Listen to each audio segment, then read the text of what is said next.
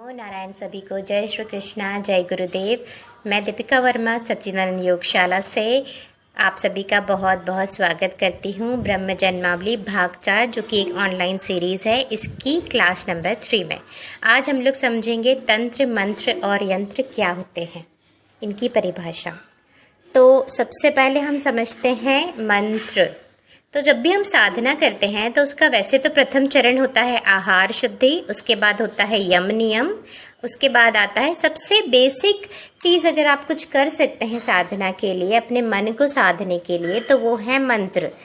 पर मंत्र से सिर्फ मन सधता नहीं है, मन से हम परे चले जाते हैं। त्र मीन्स होती है technology. A technology which can take you beyond your mind is mantra. एक ऐसी तांत्रिकी, एक ऐसा तंत्र जो आपको मन से परे ले जाए, मतलब एक ऐसी टेक्नोलॉजी जो आपको मन से परे ले जाए। मंत्र मीन्स जो आपको मन से परे ले जा सकता है।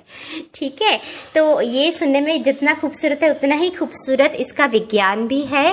तो जैसे कि जब हम पानी पहले पुराने ज़माने में नदी से भर के लाते थे, तो वो पानी बहुत गंदा होता था बारिशों में।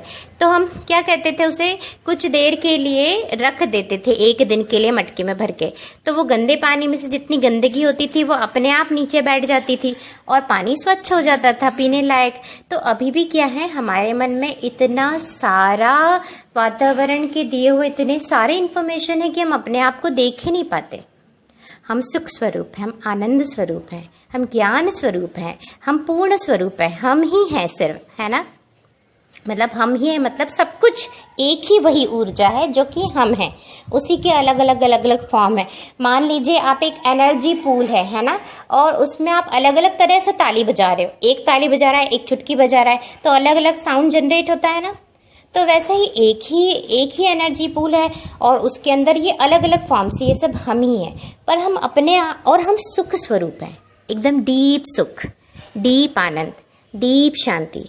बट हम उस तक कैसे, उसे कब देख पाएंगे, जब हमारा मन है, हम मन से पार चले जाएं।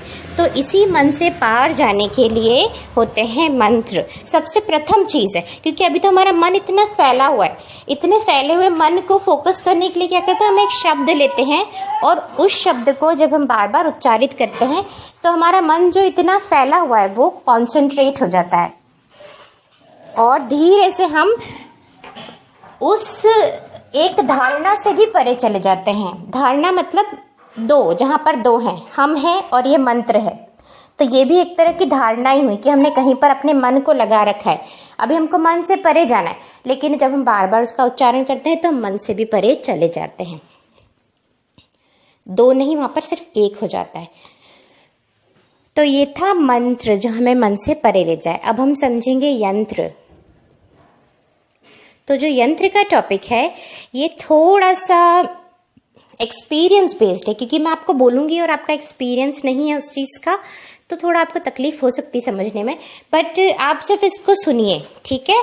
तो जो साउंड है और जो एनर्जी है वो इंटरकनेक्टेड है, और जो शेप है वो भी इंटरकनेक्टेड है। कैसे?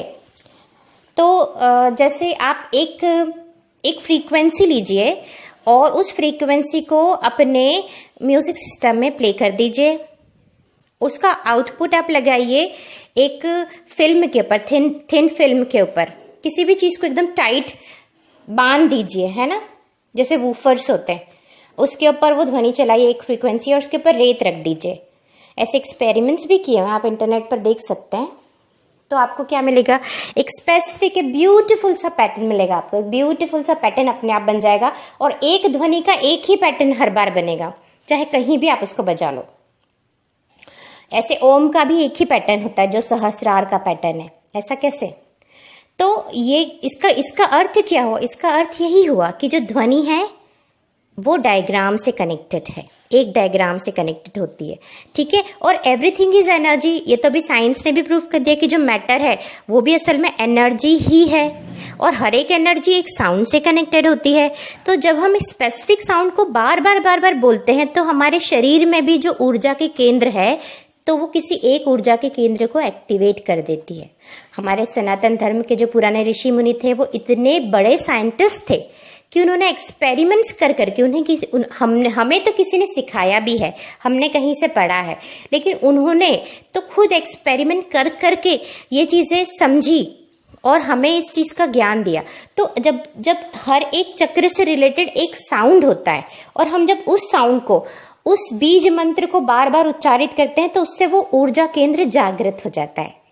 ठीक है, हमारी बॉडी में 114 ऊर्जा केंद्र होते हैं, जिसमें से 112 हमारे शरीर के अंदर है, 2 शरीर से बाहर होते हैं, जिसमें 7 प्रमुख होते हैं।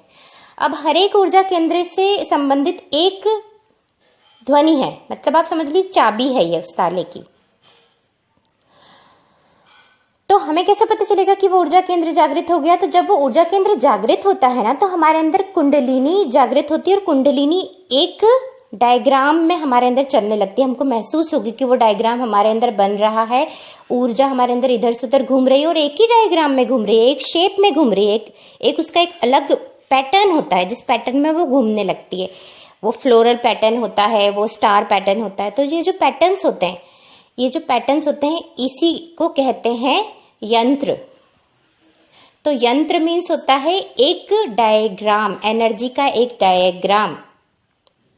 एनर्जी के डायग्राम को कहते हैं यंत्र।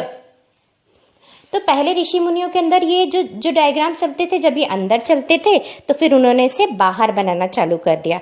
तो अभी क्या होता है, हम बाहर देखते हैं, जैसे श्री यंत्र है ना, या जैसे बगलामुखी यंत्र है, ये कई सारे यंत्र होते हैं। तो ये यंत्र क्या है, जो अंदर चलता है उसी को हम बाहर बना देते हैं। जब अंदर वो श्री तत्व जागृत होता है, जो सुख समृद्धि का तत्व है, तो उस रूप में वो ऊर्जा चलती है और उसे ही ऋषि मुनियों ने बाहर बना दिया। तो ये बहुत ही खूबसूरत चीज़ है, बहुत खूबसूरत। और अब क्या है कि हर किसी को कुंडलिनी जागरण में जाना चाहिए भी नहीं। कुंडलिनी जागरण सबके लिए नहीं होता है। तो अगर किसी गृहस्थ को जो आम साधना कर रहा है, उसको अगर अपने घर में समृद्धि लानी है, तो वो श्री यंत्र लेकर आता है और श्री यंत्र के मंत्र का सिर्फ उच्चारण करता है। तो उससे क्या होता है, वो मंत्र और जो बाहर यंत्र बना है वो दोनों जुड़ जाते हैं, और जब ये दोनों जुड़ जाते हैं तो इसे कहते हैं तंत्र। तो जब मंत्र और यंत्र जुड़ गए तो बन गया तंत्र। मंत्र प्लस यंत्र इज इक्वल्स टू तंत्र। तंत्र मतलब एक ऐसी टेक्नोलॉजी जो आपको तन से मन से पार ले जाए, सुख समृद्धि की ओर ले जाए, है ना। तो ये हो गया। अब ये बहुत ही ब्यूटीफुल सा साइंस है। देखिए, हमारे घर का भी अगर डायग्राम सही होगा, वास्तु सही होगा, तो उसमें सही एनर्जी फ्लो करेगी। सेम ऐसा ही आसन में भी होता है। अगर हम हमारे शरीर को सही डायग्राम में रखेंगे तो हमारे अंदर एनर्जी का फ्लो भी सही होगा। इसलिए कहते हैं कि एक आसन में बैठो तो उसके अलग बेनिफिट है, दूसरे आसन में बैठो तो उसके अलग बेनिफिट है। जहाँ शरीर स्थिर, मन स्थिर और एक डायग्राम बन रहा है हमारे शरीर से।